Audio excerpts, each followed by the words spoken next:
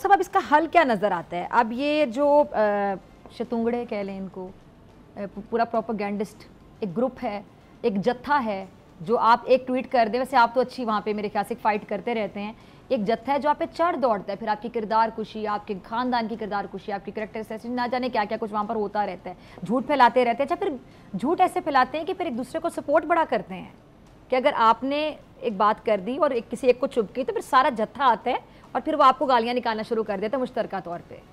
अच्छा, ये नफ्सियात पे भी हमला है बेसिकली, लोगों की नफ्सियात का तो इसका फैक्टर है ही। जी जी। लेकिन हमारे यहाँ ना अक्सर एक गलत फहमी पाई जाती है कि ये जो एक महसूस पार्टी का रवैया है, हाँ।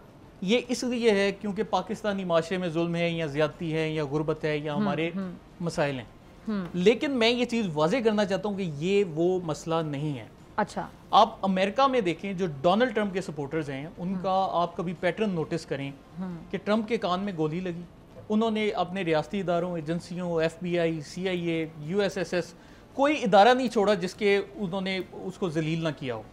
फिर उसके बाद उनका जो मुकम्मल बयानिया है वो बिल्कुल वैसे ही बयानिया है जैसे तहरीक इंसाफ का है। वो अगर अपने मुल्क पर क्रिटिसिज्म करते हैं तो वो बिल्कुल वैसे ही करते हैं जैसे तहरीक इंसाफ वाले करते हैं, कि रत्ती बराबर भी आपको जेर ज़बर का फ़र्क भी नज़र नहीं आता।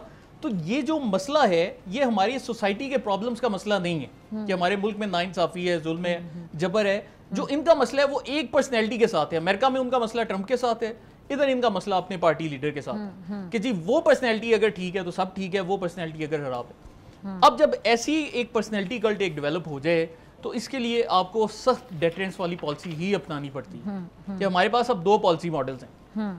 एक वो जो कि 6 जनवरी को जब अमेरिका में कैपिटल हिल के राइट्स हुए तो वो अमेरिका ने अपनाया कि कोई बंदा जो स्पीकर, वहाँ की जो स्पीकर असेंबली थी उसकी चेयर पर बैठा, उसको 22 साल कैद की उन्होंने सजा सुना दी और अमरीकी अदालतों ने फौरी इंसाफ किया।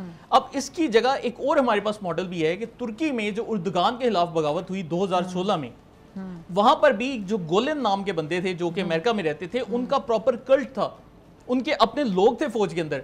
जो तुर्की में 2016 में बगावत हुई उसमें फौज का सिर्फ 1% हिस्सा शामिल था। हमारे यहाँ एक गलत फहमी पाई जाती है कि जी फौजी बगावत हुई, वो फौजी बगावत नहीं थी, वो फौज में जो कल्ट के लोग थे उन्होंने बगावत की।